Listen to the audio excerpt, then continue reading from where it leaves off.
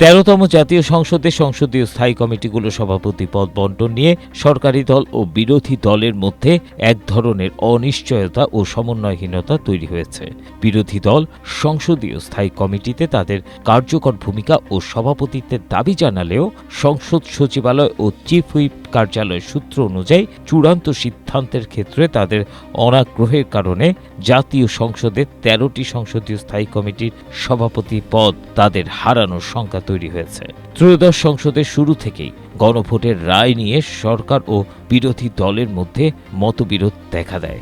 বিরোধী দলকে ডেপুটি স্পিকারের পদ দেওয়ার প্রস্তাব করলেও এর জের ধরে তা গ্রহণে অস্বীকৃতি জানায় তারা। বসুন্ধরা কিংবা জলসিঁড়িতে অ্যাপার্টমেন্ট কিনুন ভাইয়া হাউজিং থেকে।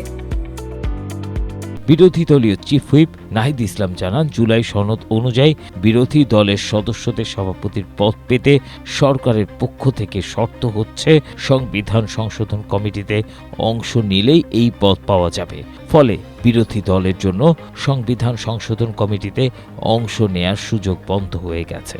জাতীয় সংসদের চিফ হুইপ নুরুল ইসলাম মনি জানিয়েছেন, অতীতে সংসদীয় কমিটি গঠনে যে প্রক্রিয়া মেনে হয়েছে এবারও তাই অনুসরণ করা হবে। তিনি বলেন, জুলাই সনদ পাশ হওয়ার পর সেটা মেনে কমিটি গঠনের বিষয়টি সামনে আসবে। তিনি আরও জানান, বৃহস্পতিবার থেকে শুরু হওয়া সংসদের তৃতীয় অধিবেশনে কমিটি গঠনের কাজ শেষ হবে।